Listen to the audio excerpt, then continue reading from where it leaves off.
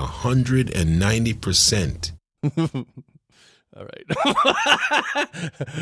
That's a hard one to work in, Ben. Seriously, think of a question where the answer is 190%. All right. So we're ready. We're going. We're already going. What am I talking about? We're ready. We're going. We're already going. Let's do this. Yes. Feel free to grunt, Ben. Oh my goodness gracious! You made it back to another session of the Podcast Engineering Show. My name is Chris Curran. I produce podcasts for lots of companies. Big companies, medium companies, sometimes business authors. Every week on this show, we bring you podcast production techniques on a silver platter. We talk shop with podcast producers, engineers, and other specialists.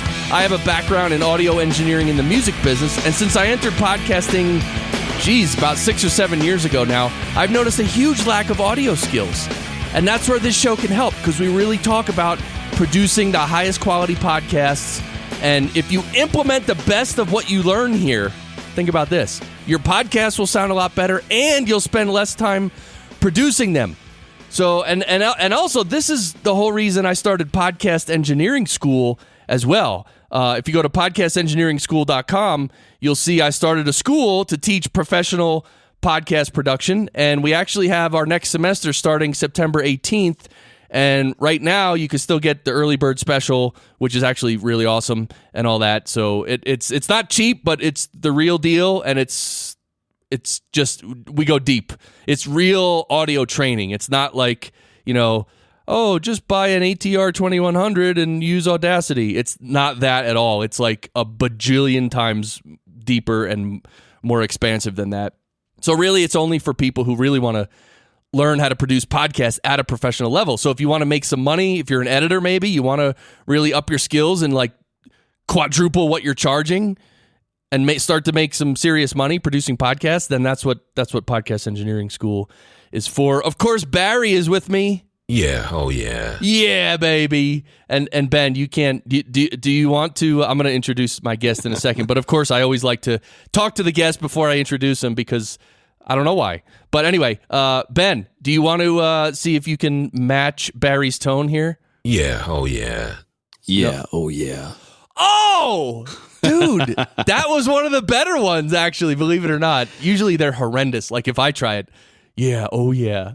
I mean, it helps to have like the pre-coffee voice. That's true. Yeah. What is that? We need to have someone who knows like voice lessons and stuff to come on and tell us why in the morning sometimes, it's only sometimes, your voice is like really deep, right? Yeah.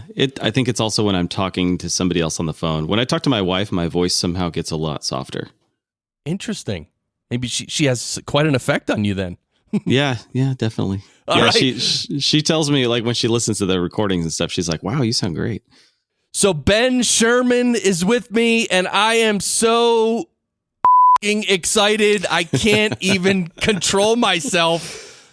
And my mic's at the wrong angle. I'm gonna move my mic and see if you can hear it move on the stand. Did you hear that move at all or no? Yeah, tiny. Okay. Anyway, sounds. So Ben Scheirman, you run nsscreencast.com. So, well, I want you to tell us what NS Screencast is, but you also produce a few other shows, vibrato.fm and appdevdiary.com. Of course, the links will be in the show notes. So NS Screencast, real quick, tell us what that is. So I produce screencasts for iOS developers. So I do iOS and Mac development for my day job, and I like to share and teach what I've learned to other developers.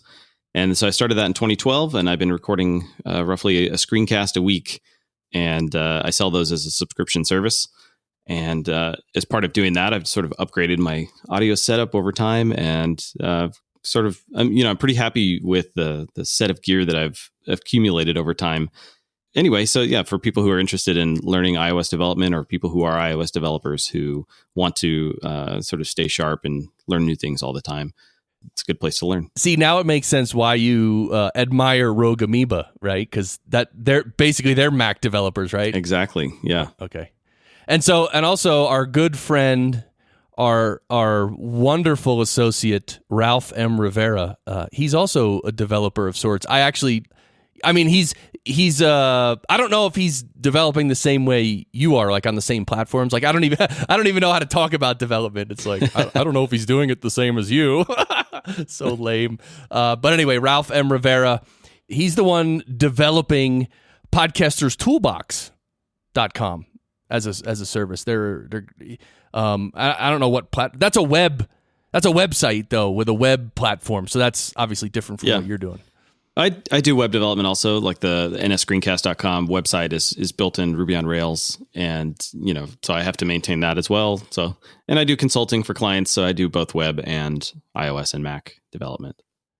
Awesome. All right, so we start with the speed round. We want to know your equipment chain and your equipment and software from the very beginning of when you're about to record a podcast all the way till the end until you turn it into an MP3 and upload it. So just take us through this quickly, and then we're going to spend the rest of the episode sort of unpacking it. Quickly, he says, before we take an hour talking about some people do it so quick, it's too quick. It's like, all right. Well, see, I have this laptop with a microphone. Just kidding. Yes! Is it an ATR 2100? I actually like that mic for travel, but anyway. No, that's a great mic. I trust me, I recommend that mic to my clients. So I'm just having fun. Yeah, I actually wrote a big blog post about it because I get so many questions about what mic to get, and so many people gravitate to the Blue Snowball or the Blue Yeti or whatever. Yeah, and I don't like that mic at all. Yeah, join the club. It's probably great for vocals or whatever, but so many people that I talk to just want to sound good on meetings, or they want to record a quick voiceover for a product demo or whatever. And yeah, it picks up everything. I record at home, and if somebody opens up the kitchen cabinet, you're going to hear it. Yeah, exactly. And so anyway, so the mic I use is a Heil PR40, and it's on their Heil mic boom, and it's sitting in a shock mount. So if I need to adjust it's sitting like 3 inches from my face. Nice. If I need to adjust it, I can, and hopefully you don't hear it when I do that, because vibrations, they sound awful when they travel up a microphone stand. Yeah. I didn't hear anything now, but actually right now I have I don't know if you made the noise now, but I keep my headphones pretty low, like pretty much as low as I can. Mm-hmm. So it's sometimes when I'm recording a show live, it's hard to hear like the nuances. Oh, right? Yeah. Because I don't want to crank up my headphones, because then there might be some feedback right back into my mic. So that's true. I'm using some cans, some Beyerdynamic DT770s. Oh wow, nice. Which I really like, because sometimes I wear these all day long. I need something that's really comfortable to wear, and they sound really good. But if you're using the type of mic that has like the headphone jack on the mic, you have to be super duper careful, like the ATR 2100. And a lot of USB mics. The Rode Podcaster does the same thing, where if you have the headphones plugged into it and you have the volume turned up, those audio wires physically are right next to each other, and you'll get some crosstalks and bleed over. And that's just a nightmare when you want to record, like a double ender podcast and have a clean source on one side. So like, for instance, if while I'm talking, if you sneeze, there's no problem because we're recording two separate tracks, whatever. But if I picked up your sneeze in my headphones, which then traveled down my mic, then, well, it's game over. You can't cut that out, really. Yeah. So, so I'm not a fan of the mics that have the headphone jack on it, like most USB type podcaster mics do. Right. Anyway, so this, it's an XLR mic. It's dynamic, so it doesn't require phantom power. And that goes into a Rolls mic switch, an MS111 mic switch. And you can turn this into a momentary switch. So if I need to cough, I can just like hold it down momentarily, and you won't hear it. And I've done that twice already, which you didn't know. Right. And then I also have it as I have mine set up as like a latching switch. So like while you're talking, if I need to drink water or whatever, I will turn it on. And I do this for meetings all the time as well. When I'm on Google Hangouts or whatever. I don't trust software mute because you got to find the little microphone icon, and it's different for every app. And what if that app is not in the foreground? It's nice to have a hardware mute button that you always know for sure nobody can hear you. Yeah, I recently got one. Well, recently, within maybe 6 months, and I love it. And I do that too. I have it on latching, so like I'll push the button and it'll mute me, and then I can just do whatever. And then if I need to unmute myself, I just push the button again, and I'm unmuted. The problem I've had with this, tell me if you've had the problem. And I know we're already going off the speed round script, but that's fine. And by the way, did I mention I have a new segment for the show? I didn't mention that. All right, so if you're listening, there's a new segment coming. Anyway, the Rolls mic switch, the same one you have, the MS111. Sometimes I'll mute myself with it, and then I'll forget to unmute myself, and I'll just start talking, and people are like, "Oh, I can barely hear you," because apparently it doesn't 100% mute it. It does like a minus 40 dB or something, right? Or 50 maybe. Yeah. It takes down like 50 dB, which is pretty much like muting, but you can hear just a little like right. Well, like, so that's another reason why you should be monitoring your own audio. Yeah, I mean, I think I do, but again, I keep my headphones so low it's hard to hear. Yeah. Yeah, that's one of the things and it's hard to get used to hearing your voice. You hear your voice inside your head all the time when you talk, but when you hear it coming through your ears in headphones at speaking volume, sometimes that's a little bit distracting for people. It's certainly unnatural, and it took me a while to get used to that. But yeah, I always do it just to make sure that I'm recording with the right mic and my levels are good and all that stuff. Yeah, and when I hear myself in my head, this is what I hear. Yeah, oh yeah. So, I mean, and when I listen to Ralph Rivera's podcast, this is my reaction. There's no activity, no giggle, no nothing. Well, actually, there is giggle on his show. And by the way, I didn't mention this, but I got a note from a listener who can't stand when I play Barry clips and laugh. The guy says, I can't stand it. I turn it off half the time. That's fine. For as many people who can't stand it, there's probably 100 people who don't tell you that they actually like it. Yeah. Oh, no, they tell me. I get emails all the time. Barry. Yeah. Oh, yeah. I love Barry. All this stuff. Everybody loves Barry, except this one guy. He can't stand it. All right. Anyway. Okay. So it goes out of the mic mute. And the other thing about the what do you call it when they floor the, they do minus 50 dB or whatever. I think the reason why is that if they just disconnect the wires, you're going to hear a click. Got it. And that's one of the reasons why these things are good, is that if you just have like a switch or whatever, you're going to hear it click on and off. Right. But it's funny. That's important not to do. Even physically, the button itself, physically in the room with me, it does make a little bit of noise when it's like ka-thunk, ka-thunk.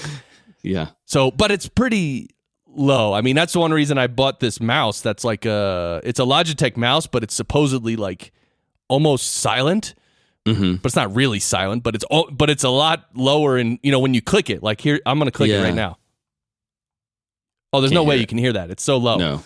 So yeah, when I'm recording, I usually switch to the trackpad because I'm recording on an iMac. I've got the regular mouse and a trackpad, and I don't use a trackpad most of the time, but it's so silent when I'm recording. Right. I don't want you to hear the, as I pick my mouse up and move it around and all that. Yeah. But okay. So after the Rolls mic mute, or mic switch, it goes into channel 1 on my Universal Audio Apollo 8. This is it's a rack mount piece of gear. Hold on a second. Hold on. I just need to applaud that real quick. Hold on. Oh, yeah. Yeah. Oh, my. Okay.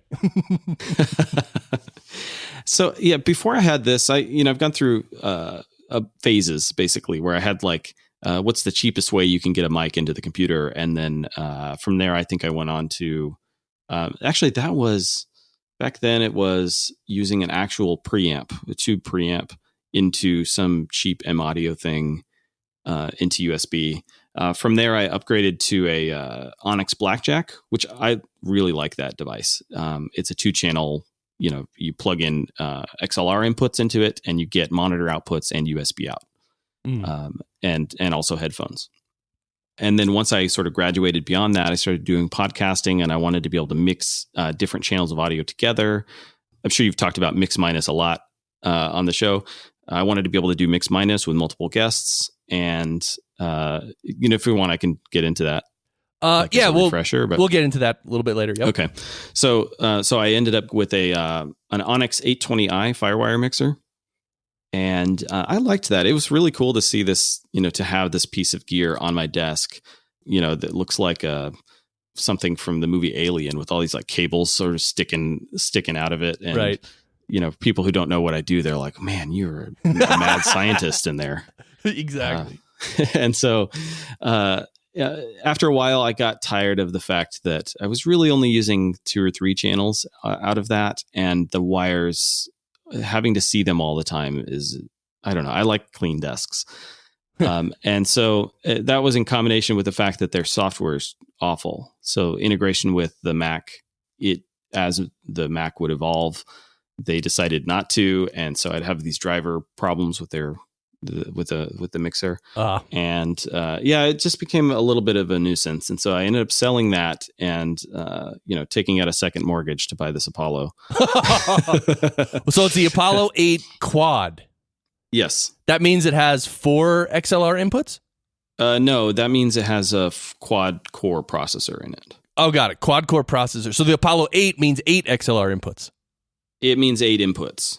It has 4 mic pre's, so you have 4 XLRs on the back, and then 4 additional channels, which is 2 in stereo if you need. Nice. And so it's a nice 1U rack mount piece of gear, and I bought an amazing wooden enclosure, and I'm forgetting the name of the company. It's an Italian company. It was a little expensive, but I wanted something that I could set my monitor on top of to bring it up. Okay. And then, and so I don't know if you're going to splice in the photo or include that in the show notes of the one I sent you. Oh yeah. Show notes. Check it out. Yeah. So this, it's a nice, hand built piece of wood, 1U enclosure. And I really like the look of this thing. And that means that it's right in front of me. I can see the levels. I can control my preamp gain and all that stuff. I have a volume knob that I can control for my monitors. I'm using the, KRK Rokit 5 monitors that are mounted up on the wall, and then I have 2 headphone outputs. So it's got headphone amps, and they're strong enough to drive these 80 ohm Beyerdynamic DT770s. Which if you plug this like 80 ohm headphones into like a standard like Mac or any computer really, the volume is probably going to be somewhat low. And I don't know. I'm not as much of an audio nerd to know why. I just know that these, if you have the headphone amp to drive the higher ohm headphones, they tend to sound better. But so that's just every speaker, whether it's a headphone or a speaker or anything that makes noise, like even the speaker in your cell phone and stuff, every speaker has its own kind of like sensitivity, almost like microphones, where if you can give 5 speakers the same amount of level and they'll play back at 5 different volumes because they handle the volume differently. Mm-hmm. And some of them will be louder, some of them will be softer. So that's just different speakers, and different headphones have different output levels. Same with microphones the other way around. Like some mics are more sensitive, some have a louder output, some have a lower output. It's the same thing. Yeah. So I've got 2 headphone outputs here, and when I'm recording music and stuff, I don't often do this, but I have in the past, have 2 sets of headphones, and I can control the levels of each. I've also got the Sony, what are those standard ones? MDR 7506s. Yep. And those sound so much different than these Beyerdynamics. I don't love the sound of them, but they're accurate. It sounds pretty flat. And since I listen to music most of the time when I'm working, I want something that sounds good and also is really comfortable. So that's why I like these headphones. Let's see what else.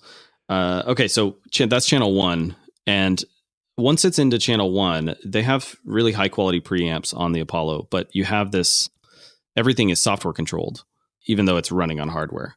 Right. And so you have this console app that you open up on your computer, and you see all the channels, and I can see all the levels, and you can control the preamp modeling. So you can. So right now, I'm not using the Universal Audio built-in preamps.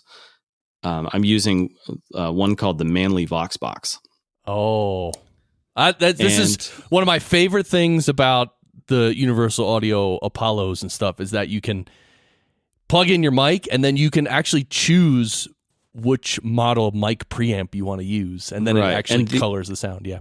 Yeah, and one of the things about these, they have like insert slots for plugins, just like Logic and Pro Tools and all that. And those will run on device really fast. But they also have a special slot called the Unison slot. Okay. And so for the plugins that support Unison technology or whatever, it's their, TM trademark, whatever name, they have a super low latency. It's essentially real time modeling of the preamp that happens on device in hardware. And so not all plugins support the Unison technology. But when they do, they run in this little Unison slot, and I'm monitoring the output of that directly in my headphones. And if there's even a half a millisecond of latency, it will sound really weird to me. Right. And if you would notice this if you try to run this in Logic and monitor your own vocals with some effects added, you would hear 1 to 2, maybe 3 milliseconds of latency. Right. Depending on the connection in your computer and all that. And so the near zero latency is super important for this sort of thing. So the Manly Voxbox, I like it because I can set up the compression the way I like it. Just and I'm actually watching the compression meter. It's just bouncing ever so slightly. And if I have a spike in my volume, it will reduce it by a few dB. Right. It's nothing major, but just enough. And then it also has some other controls for de-essing, which I guess I have enabled. I do, yes. Right. I went in. It's hard to set this up by yourself, but I went in and I recorded 500 little samples, and I was like, wow, what about this one? What about de-essing at 6K? What about de-essing at 9K? And eventually I settled on a preset and I saved it. And so this is the preset for my voice. Out of there, there's 4 insert slots for effects that you want to put in. And so you can have all manner of different things. One of the things that I wish the Manly Voxbox had that it does not is a noise gate. And so for that, I'm using an API Vision channel strip plugin, and which also has its own compressors and EQ and all that. And I'm not using any of that. I'm only using it for the gate. And so after I stop talking, you can see the gate start to engage, which means that very small noises like me breathing or taking a drink, or if you hear something in the background, unless I'm also talking, you're not going to hear it. Right.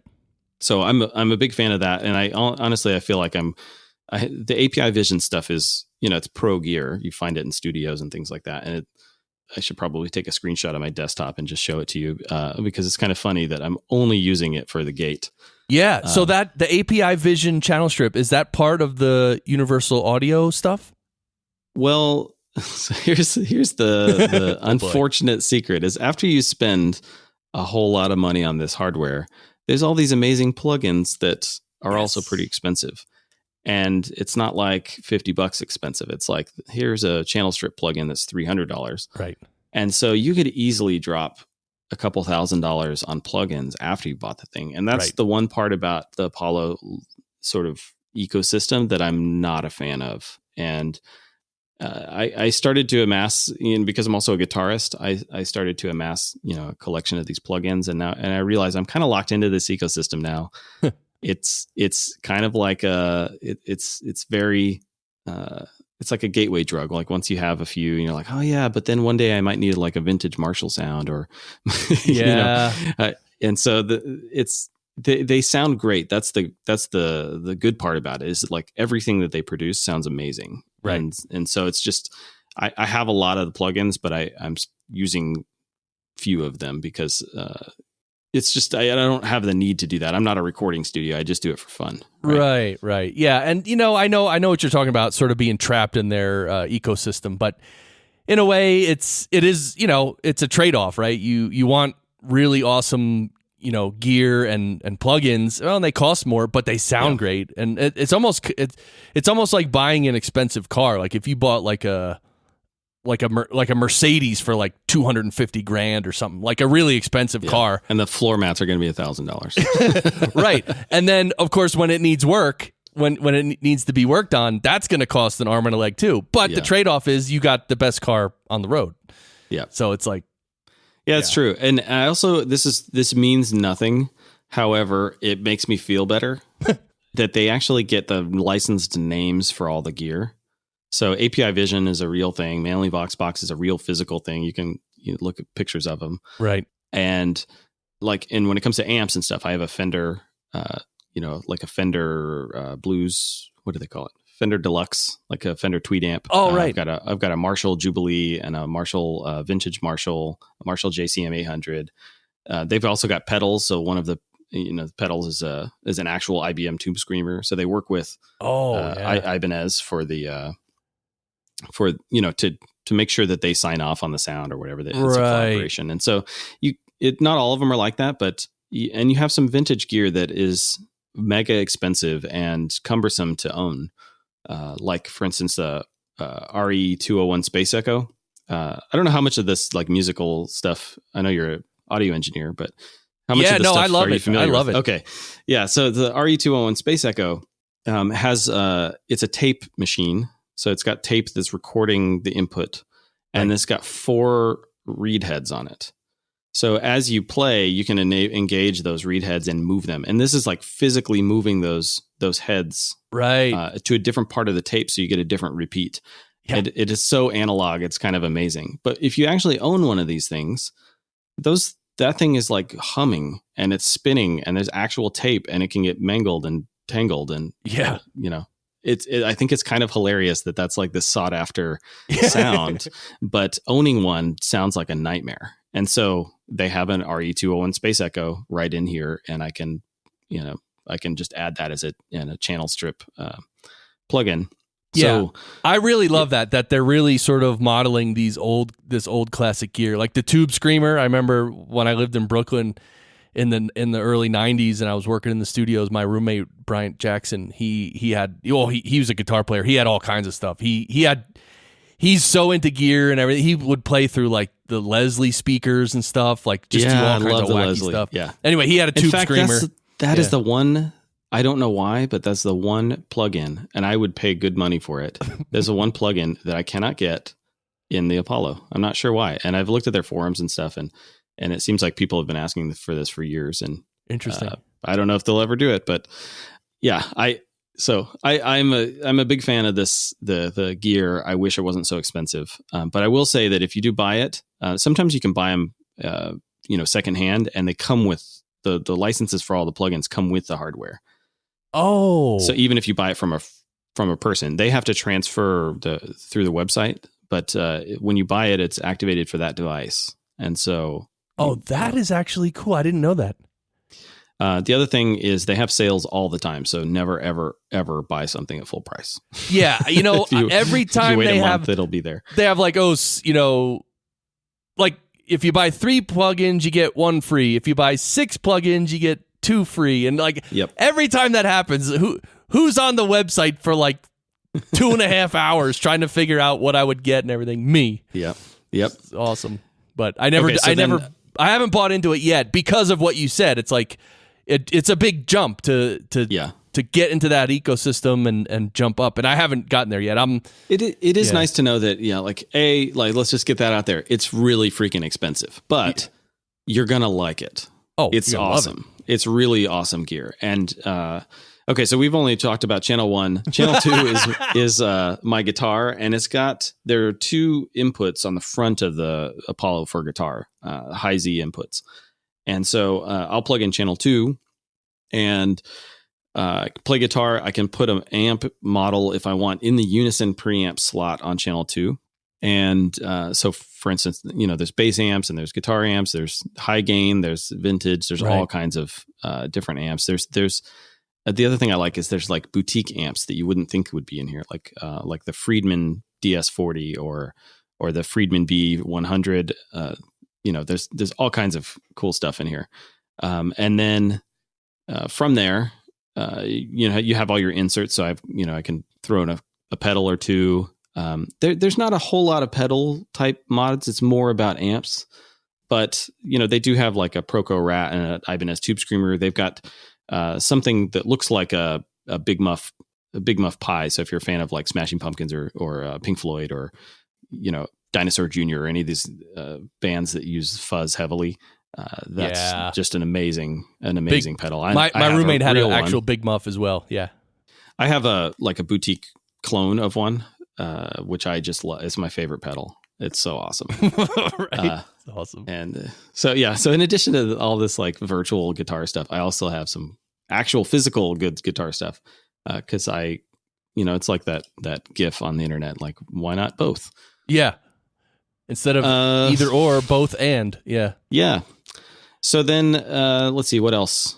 So let's just remind everybody we're in the middle of the speed round, and I knew this was happening. So we're talking about the signal flow of your setup, Ben Scheirman, and so we got your mic going into the Universal Audio Apollo 8 Quad, and of course we were talking about some guitar stuff you do with the Apollo 8 as well. So that will give me a live sound if I want. And completely quiet in my headphones if I want, or loud on my monitors.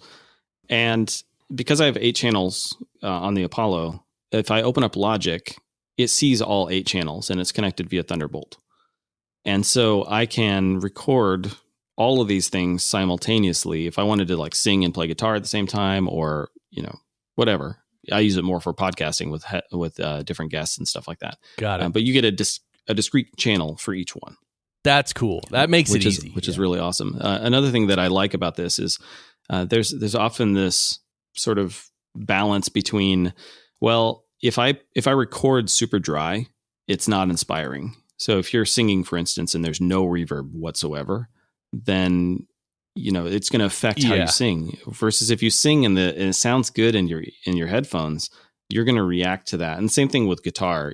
It's very much an emotional, like feedback driven performance.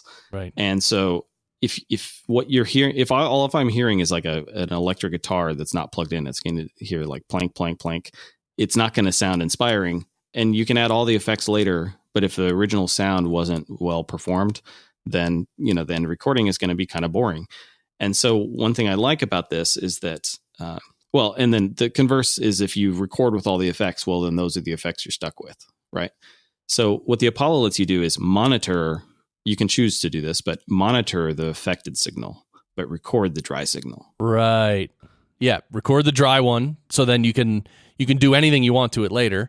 And but monitor with all the effects so that you get the vibe and you get into it. Yeah. Well, let's skip so you got Logic Pro. So let's say you're recording a podcast and it's you and a guest and you're recording through your Apollo into Logic Pro. And so you do, take us from there, the post-production aspect of podcasts. So I mentioned Logic, and I do use that from time to time. I use it mostly for music these days. For recording podcasts, I have moved on to using Audio Hijack, which allows me to do the same thing, but you have more flexible options of where the files go, because I want them to be separate MP3s or whatever. Right. And I can also monitor those levels and also record Skype and all kinds of other stuff. The Mac's audio gets routed back through the Apollo through virtual inputs.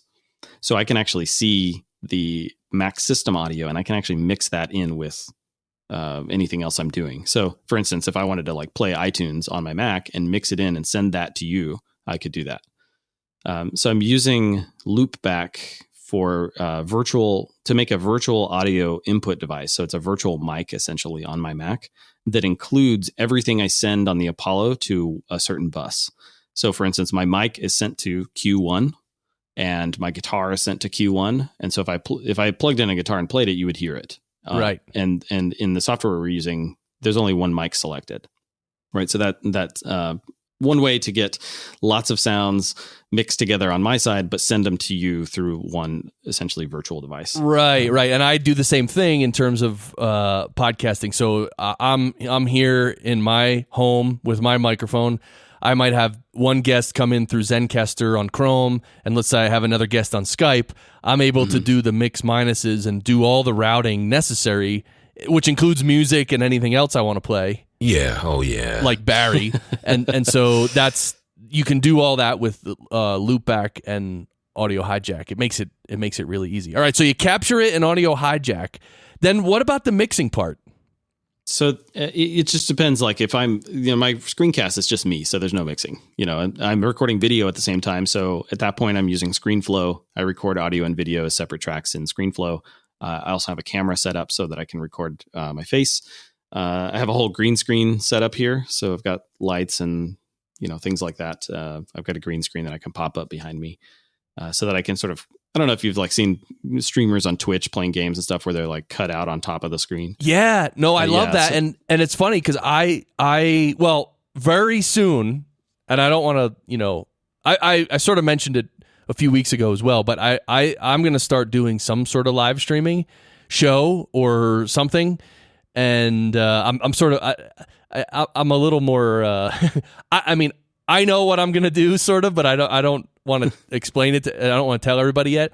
But anyway, yeah. So I don't have a green screen yet and all that, but that's definitely something I'm going to want. And that's a whole nother area. I mean, like audio's one thing, like audio, I have a lot of experience and I know a lot of things and all that.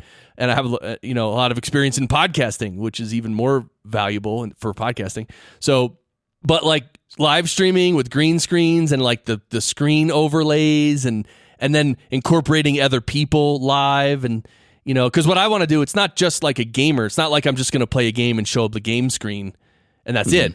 It's like I want to show different screens. And so, anyway, I may have to, I may ask you a question or two through the email as I'm setting it up. Yeah, sure.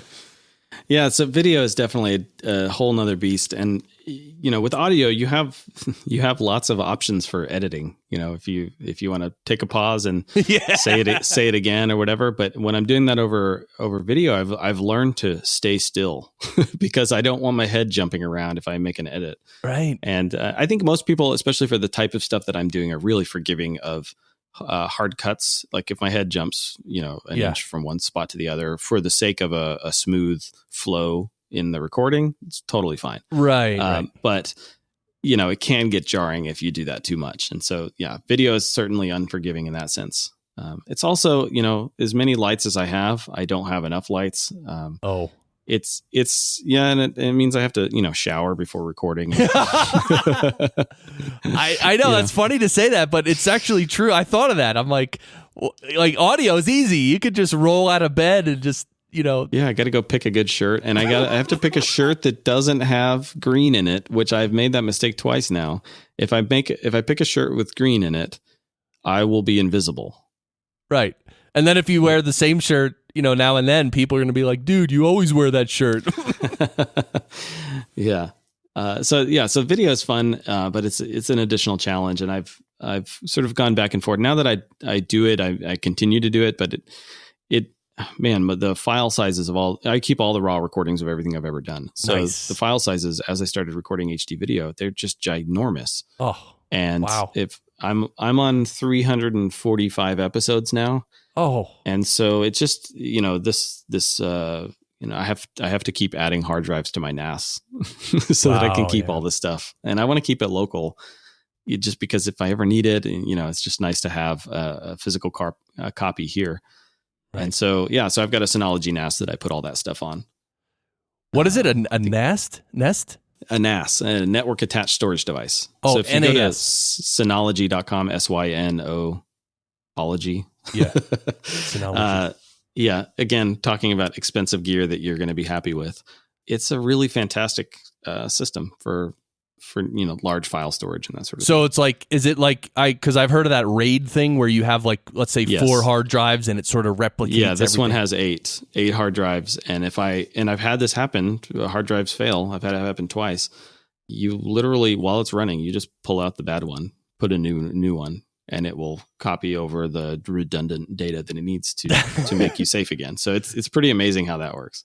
That's pretty cool. That's not really scary. I mean, it's sort of like AI because it sort of manages all that data by itself, right? It knows where to put it, where to replicate it, and where to have it in two or three different spots and all that, right? Yeah, you can choose how much redundancy you want, like how much risk you want. I'm fine with, as soon as it tells me, and it'll alert me saying, hey, this hard drive has bad sectors or whatever. And that's usually the sign that it's going to start failing. And so I'll just replace it. I see. Yeah, so that's the video setup. And then for the podcasts, I'm still doing the double ender thing. I haven't used Zencastr before, so this is kind of interesting. I have this healthy distrust of browser-based software. Yeah. And I noticed that while we were setting up here, I accidentally hit Command R, which refreshed the page. Oh, yeah. Don't do that while recording. Yeah. Oh man. I mean, that was before we started, but it's just kind of funny that that you're at the whim of certain, like the context in which this window is running. Yeah. It'd be nice if Zencastr could. Well, I guess it's a browser function. Yeah, they're not gonna block Command R. Right. I was gonna say if Zencastr could sort of catch it and have a little pop up that says, "Are you sure you want to refresh because your session will be interrupted?" But yeah, so I usually have I do two different podcasts, like traditional podcasts with other hosts. Vibrato.fm is one about guitar and gear and stuff, and so we talk a lot about this. Guitars and amps and stuff, and it's not just software. It's mostly physical amps and playing guitar and that sort of stuff.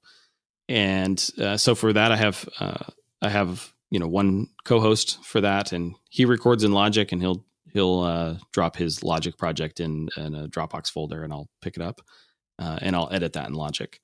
One of my favorite editing tricks that I just learned, and I kind of ashamed that I didn't learn this earlier, is that you're familiar with Logic, right?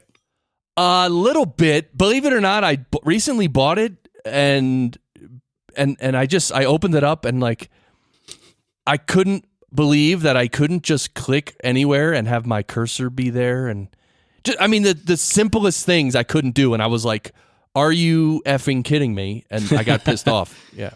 Yeah, I think that's one of those things. Like when you learn a piece of software really deeply, it's like you never want to change. Right. It's, it may be an alternative piece of software that just does things differently, or it may be like when people went from Final Cut Pro 7 to 10.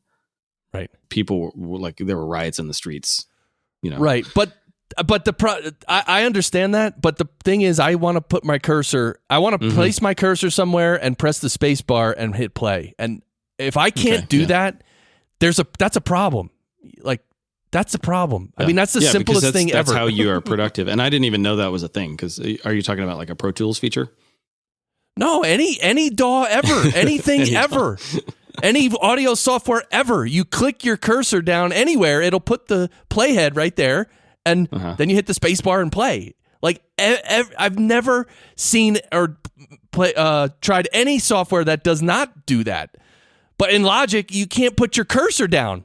It's like, excuse me, can I please put my cursor here and hit play, please? Anyone, please? In the tiny bar at the top. Holy Christmas. You got to put it in that tiny little bar. Really? And you can't toggle that on and off. You can't say, hey, look, I just want to do it the normal way. You can't. So I usually operate under the assumption that I just don't know how to do it yet, because there are so many pieces of Logic that that seems cumbersome, or like, how do people edit podcasts all day in this thing? Right. And because honestly, Screenflow's editing tools are really nice, really, really productive. And I've considered just editing audio in Screenflow, which I think is kind of hilarious. Like one thing that Screenflow doesn't do, they'll do effects and things like that if you need a noise gate on a guest, if they have like a noisy room when they're not talking or whatever. You can't really do that on a track basis. They do it on a clip basis, which is really annoying. Whereas Logic has, you can just put that, this guest's compressor and EQ settings and a gate, right, to avoid their, background music or background noise when they're not talking. Right. Things like that are really easy. Right. So, by the way, just for those of you listening who don't know what Screenflow is, it's basically screen capture software for a Mac, but you can also do video editing on it as well. Yeah. So it does both, and it does a kick-ass job. I've been using it for a long time. And the thing with Logic is, I watched some videos that Cody Boyce made, and I also talked to one of my podcast engineering school alumni who uses it, and I asked him, can I just put my cursor down and just hit play? And he's like, no. And I was like, okay. So I'm out. Yeah. Well, okay. So I'm gonna share my tip that I just learned probably 6 months ago, and I wish I had learned this 5 years ago. There's the notion of when you delete something. So say you select a region and you hit delete. Right. And I'm talking about like a cross track. So I've already lined up the different audios. And the way I record is I record the Skype call as a reference. I record my mic separately, and the guest will send me their recording. Right. And so I use the reference to sort of line up the conversation. Yes. And then mute it. And so at that point, I'm lined up, and I will usually make the edits across the entire set of tracks, like the entire conversation. Like maybe we paused, or somebody coughed, or whatever, or I'm taking out some, filler and whatever. Right. And then so I'll select across a region across all the tracks, and then I hit delete. And depending on which setting is selected, there's overlap mode, which means that if you're dragging clips around, it will allow them to overlap other clips. Right. And there's whatever the non-overlap mode is, I forget what it's called, where it'll actually, like, as you're dragging, it will like stop it from overlapping the other track, right? The other clip. And then there's shuffle left and shuffle right. And so if you have shuffle left selected, it will, when you delete, it will take all the stuff to the right, everything to the right, including like other edited clips and whatever, and shuffle them to the left to meet your edit mark. Right, which is so very similar to ripple delete in Ripple delete. Reaper. Yes, yeah. Ripple delete is I think that's the same terminology they use in Screenflow, which is literally there's a keyboard shortcut. It's Command Delete, and I wish that was in Logic, but it's not. But there is a way to set a key command to ripple delete.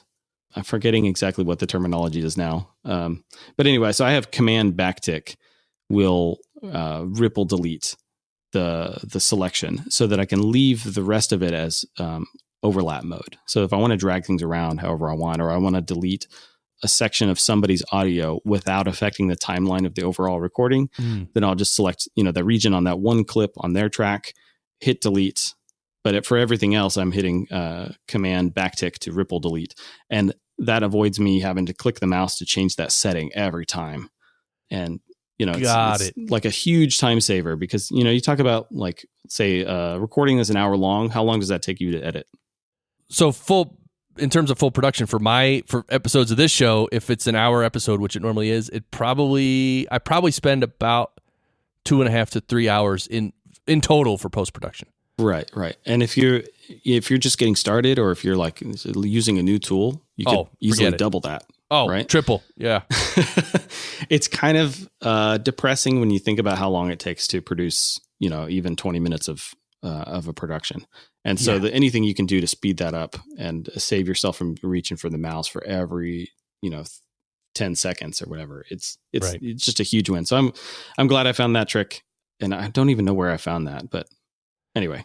Yeah, that's a good one. So a special command key, so you can keep it in the normal mode, and then when you want to do the ripple delete thing, you can just you do a key command and do it, so you don't have to switch back and forth. That's awesome. Yep. Another thing I'm doing is if you hit Command apostrophe, it will add a marker at that spot, and so I've been adding markers to my to my Logic project. If you export that as a WAV file, then it will include chapters.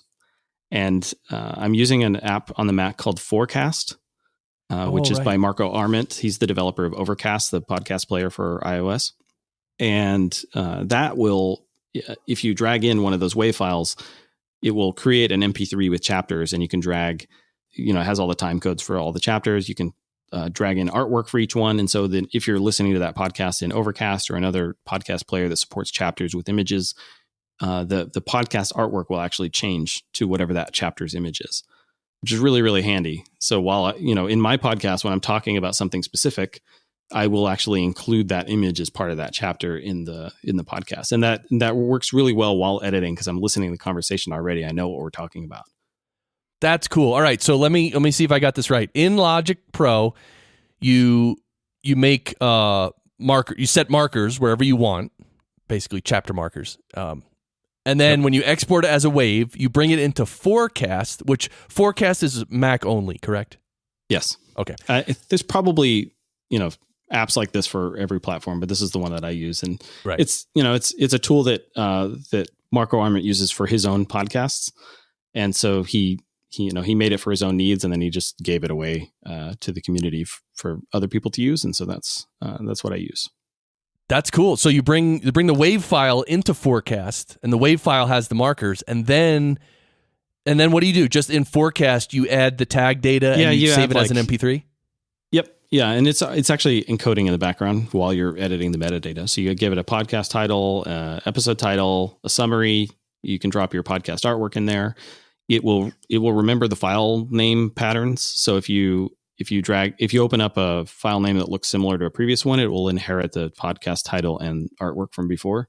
Oh, okay. And then it shows you all the chapters, and you can add images for those or links if you want. And then one other thing that I just realized that this did, the last recording I did, and this is something in Logic I always forget to do. If the project is like an hour long, but your edits make it 40 minutes long, and you bounce that, you'll have 20 minutes of silence at the end. And you just have to, it's kind of hard to see, but there's like on the timeline, there's like a gray bar that marks your entire project, and you can drag that to match the length of the audio. Got it. And Forecast actually warned me, hey, there's 3 minutes of silence at the end of this. The end of this file. And I was like, oh, sweet. So they, it saved me from, just a potentially embarrassing episode where there's a bunch of silence at the end.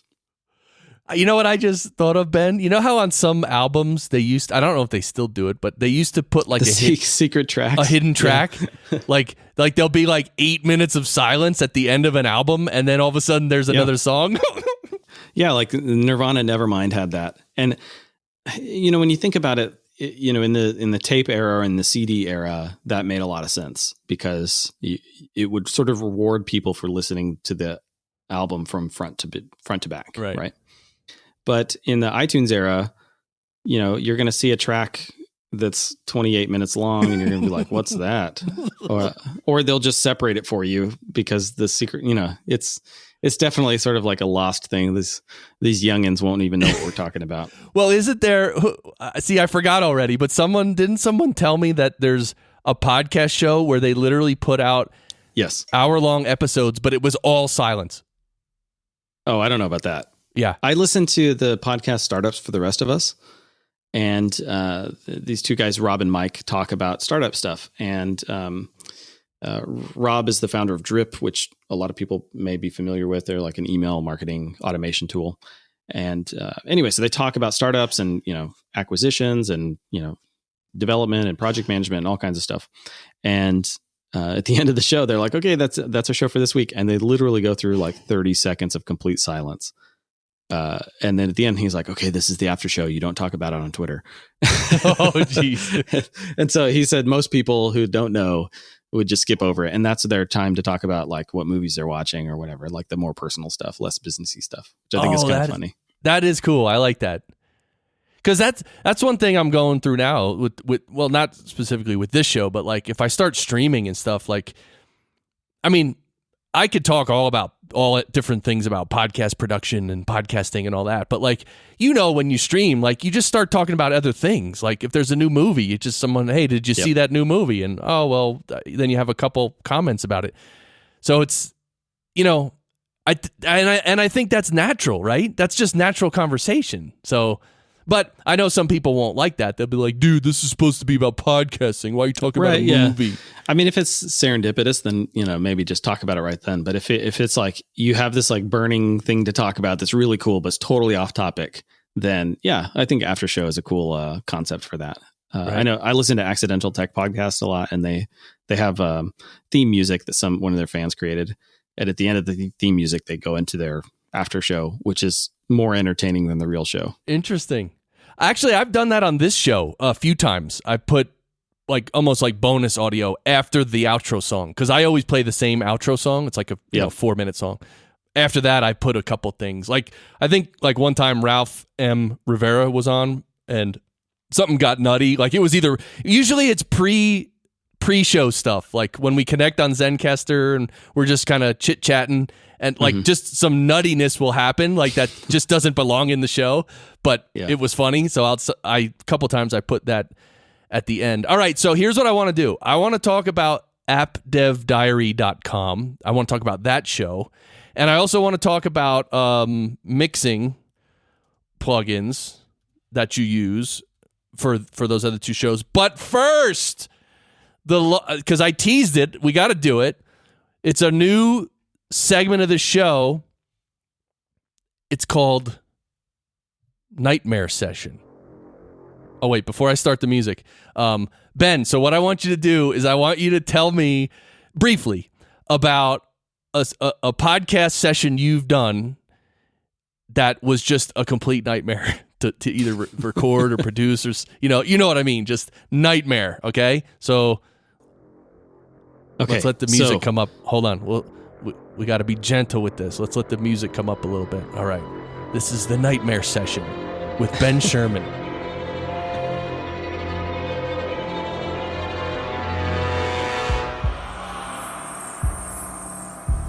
Okay, so a long time ago, I was recording, before screencasting was really a thing. I was recording a pair programming session with a buddy of mine, and we wanted to produce this thing for the community.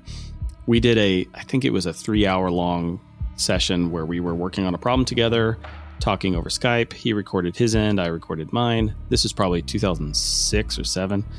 And at the end, I was like, yeah, I'll just bring all those audio files together and I'll edit them together. And I had no idea what I was getting into, and I had no idea that audio drift was a problem. And short recordings, you will never notice this, but for long, 3-hour recordings, it was horrible. All of a sudden, you have this, we're talking on top of each other, and I don't know which part of the conversation is where, and we had no sync up points where we're like, hey, let's clap together, and in the end, I probably spent 20 hours trying to piece that thing together, and I just had to throw it in the trash. It was awful. And it was like, I came out of that situation like, I am never doing that again. And here I am. Wow. Yeah, that is... Because with no reference, I mean, yeah, it was just bad. No reference audio. And so I really didn't know what the conversation was supposed to be at a given moment because it was so long. And we were also working on a problem. So it wasn't like it was just conversation. You had to sync it up with the video too. And yeah, it was a nightmare. And that's not the first time I've had to throw away recording either. Did you ever watch the show Dignation? No. It was Kevin Rose and Alex Albrecht and two dudes talking about tech news, sitting on a couch drinking beer sometimes, and it was just a funny show.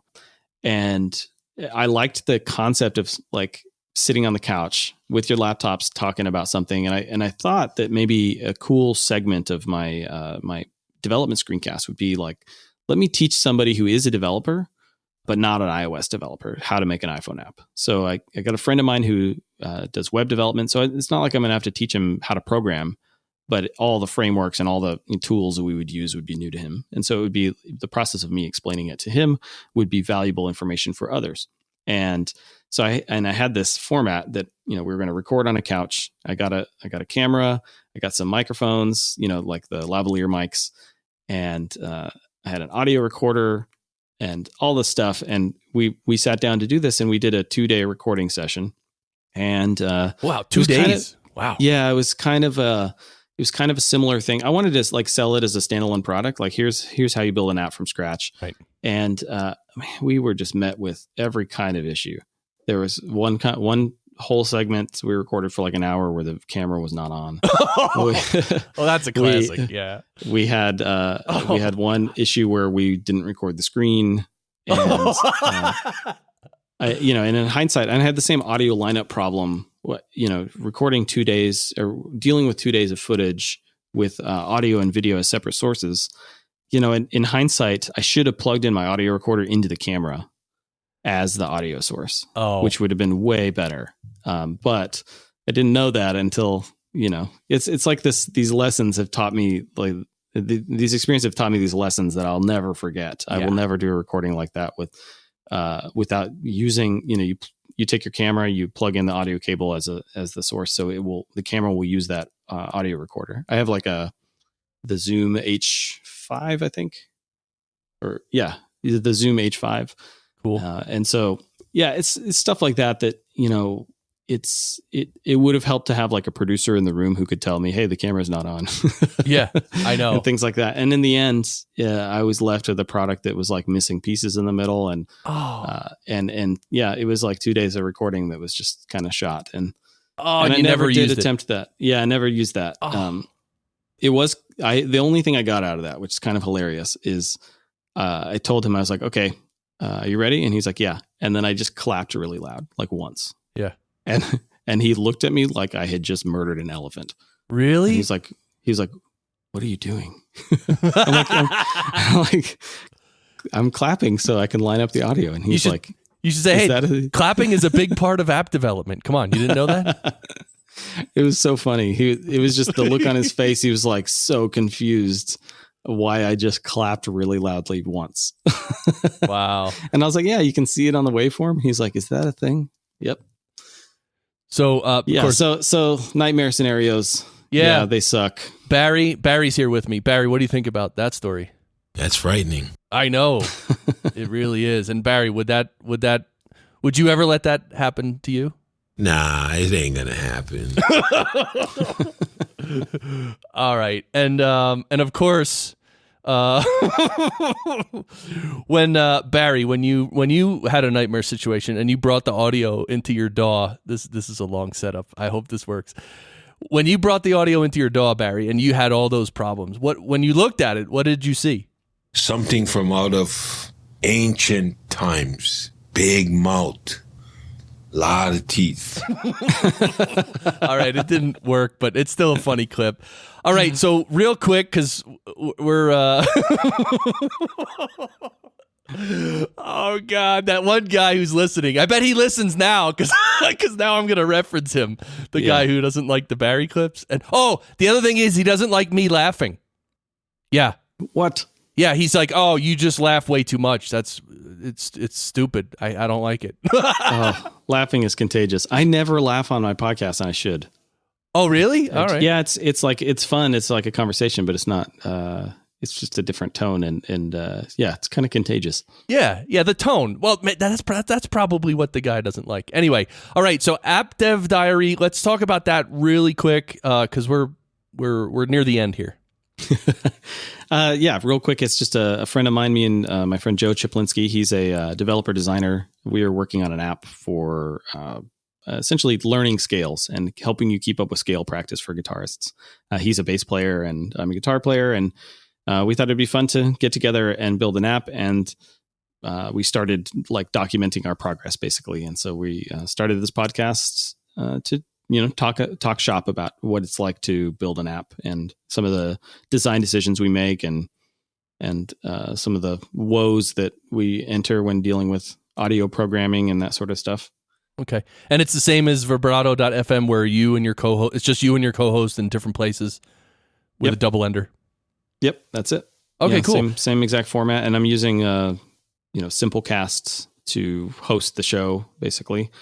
And Forecast to produce the file and with chapters and all that. And wait, so Simplecast, what is that? It's just like a hosting platform. They host the RSS feed and all that, and they provide like a simple website. So if you go to appdevdiary.com or vibrato.fm, Got it. Either of those are just like the single page landing that you get from Simplecast. Okay. And now as far, we talked about mixing and we talked about the universal audio plugins and stuff. But we didn't, do you use any other plugins when you're mixing the two voices and blending them and stuff? Yeah. So the way I've been doing that is with, when I have two guests, the problem is I only have one Skype, right? And so what I have is a laptop off to the side. I have usually the multi-guest thing is for Vibrato FM. So I've got a Vibrato FM Skype account. I'll call the guest on that account, and that has a USB that's connected to a USB sound device. It's interface. Like a Behringer. Yeah, it's like a little Behringer sound card with a headphone out and like stereo jack out. Right. So those go into my Apollo on my main Mac. So I have it as a source, and that is channel 7 and 8 are the left and right from that sound card. And so now I can mix in audio that's coming from my laptop into the Apollo. Right. And now again, now that is guest 2's audio. Right. Then I have my audio and I have guest one's audio. Right. So guest one is on your main computer. Guest two is on a satellite computer. Exactly. And so then I take the buses that I was talking about earlier. If I'm sending everything that comes out of Q1 on my Apollo, which is just a bus. You basically have a fader on any of the channels. You can be like, I want to send 50% of this track to Q1 or whatever. So I can mix it however I need to. And so I've got like my voice, my guitar, and my Skype guest being sent to the input on that USB sound card. So it basically comes into the Apollo and then out again as the microphone input on that sound card. Right. I forget the model number, but it's a Behringer USB sound thing. Right. Just a simple interface. Yeah. Yep. And so on the laptop, it's got a Behringer sound device as the input as well. And so it can hear everything I'm sending to it. Right. And so then Q1 is sent to my Skype guest. And so basically the deal is that I need to send everything except their own audio to Skype guest, number one. And then everything except their own audio to Skype guest number two. And so basically inside of the Apollo, I can do that by using Q1 and Q2 as my faders. Got it. So right now, like my voice, I have Q1 and Q2 turned all the way up. Right. And then on, say, channel 2, which is my guitar, because we often play guitar on the show, I can send my guitar to both. And then for the Skype guest audio, which would be Skype guest A, I would not send that to Q1. Otherwise, they would hear themselves. Right. And with like a serious delay, it would be horrible. Right. Yeah, that's your mix minuses. You're using two different Q mixes to make two different mix minuses for each Skype guest. Yeah, and that retains the ability to record everything independently, which I think is critical to making a show where you can fix problems later. Yeah, recording everything on its own track is I mean, if you're going to even mention the word professional production, everything has to be on its own track. There's not even you could never hand me anything where there's two voices on one track or two or three voices and expect a professional product. You can't. Yeah, unless you're doing the left-right mix thing where each track, like a lot of like Ecamm call recorder will do this, right? Where the left side is your voice and the right side is the remote voice, right? But that's a technicality. I mean, it is two different tracks. It's just combined into one file. So, all right. So, I wish I would have. Maybe. Is it too much for you? Because I wanted to hear you play some guitar. Is that too much to ask? I mean, yeah, we probably should have prepared ahead of time. Yeah, we should have prepared that. Oh man, because I thought it'd be so cool if you could have the Universal Audio like guitar simulation stuff and play guitar right on the show. But all right, maybe next time. Okay, let's do it next time. Yeah, I would need a few minutes to prepare. Another pro tip I've learned. Once I start recording, I don't touch these knobs and buttons and settings and stuff. Yes. Isn't that dangerous? Like, especially I've with done level. this before, and then somebody's like, "Hey, I can't hear you anymore," or "Hey, why am I hearing you through your computer's mic or whatever?" Yeah. Yeah, level is the worst. It's like if you're ever like halfway through recording something, let's just say it's someone on a microphone, if you're halfway through recording and you realize, oh, the level's a little bit low, maybe I could turn it up a little. Like, yeah, don't do that. Don't ever do that. Because somebody's going to add a compressor or something on your track and boost the gain a little bit at the front. And then when they get to that part at the end, they're going to be like, oh, what happened? Exactly. Or you're going to have to manually go in and manipulate the level so that it stays, even the whole time. So just don't ever do that. If the level's a little bit low or even a little bit hot these days, if your level's a little bit hot and even if at times it distorts a little bit, there are tools to fix that actually. Yeah. So do you have any Isotope RX6 or Ozone? I'm just waiting for an excuse to buy. I hear so many good things about the Isotope software, and luckily, my room that I'm in, I've got sound treatment panels on the wall. I've got a rug on the floor. And I've got, a bookshelf with books on it. So, and it's not a rectangular shape. It's like a rectangular shape with a corner diagonal. So It's like actually a really good recording room, because it's, you're not going to get a lot of reflections. One of the problems of speaking in front of a giant pane of glass is that you're going to hear the reflection. I speak, bounces off my monitor back toward me, and will hit luckily the microphone is end cap firing, right? So it's not going to pick up sounds that originate behind it. But that will hit the wall behind me and back again, and it will hit the mic. And so if you don't have any of these things to sort of absorb the sound, you're going to hear some room echo. And you'll hear this on tons of recordings if the room isn't good. And so, but not everybody's like that. And so when I record with other people, sometimes they're recording in an environment which is just not ideal, and trying to like subtract out their room noise. I know Adobe Audition has that feature and has for a really long time. The ability to sort of like sample or profile the noise of that. You select some silence, say this is the noise, and now I want you to subtract that from the rest of the audio. Right. Logic doesn't have anything like that. So I know the Isotope stuff is supposed to be probably the best at that sort of like audio surgery tools. Yeah, it really is. And what's great is the students of Podcast Engineering School get a 50% discount. So RX6 Advanced is normally $1,200. Students get it for $600, which is awesome. It's the Swiss Army knife of fixing bad audio. It's ridiculous on so many levels. Yeah, and there's so many times when you just can't go back to the source, or the moment is lost, or whatever it is. Yeah. Re-recording sucks because you're going to lose so much of what you had at the beginning. I've had to do this before, recording my own screencast where I was not monitoring, and I realized that I wasn't even recording my mic or whatever the issue was.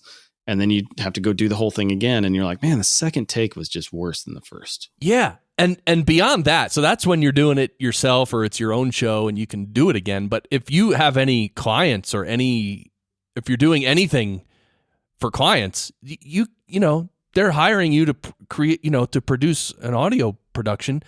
You can't be like, oh, you know what? The audio was bad on that one. We got to do the whole thing again. I mean, you can't ever say that. Yeah. So it's like you got one chance. And so that's why you got to capture it the best you can and then have the tools in your toolbox for post-production where you can basically fix anything. And then that's when you're approaching being bulletproof, Yeah. So, all right, Ben Scheirman, thank you, man. nsscreencast.com. All the links will be in the show notes, vibrato.fm, appdevdiary.com. Thanks for chatting with me, man. This was pretty much epic. Yeah, thanks a lot. I'm always looking for any excuse to talk gear with somebody.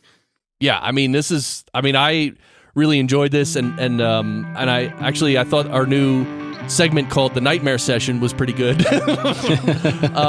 Anyway, it's fun. But anyway, so go check out Ben's websites, check out everything. All the links are in the show notes. And thanks again, Ben. And thank you for listening to the Podcast Engineering Show. Check us out, our website, podcastengineeringschool.com. And of course, Ben, you have to yell "sound great" right at the very end. Ready? All right, yell it. Sound great! Yes! Thanks, Barry. You walk away from me well, and you can't play that part so well. Why do you play it out on me now? You like to lose control well. It's quite a feeling, isn't it? They're floating, drifting down now. You tell me that you found something better. How should I respond to that? It's a lie. I don't wanna hear it.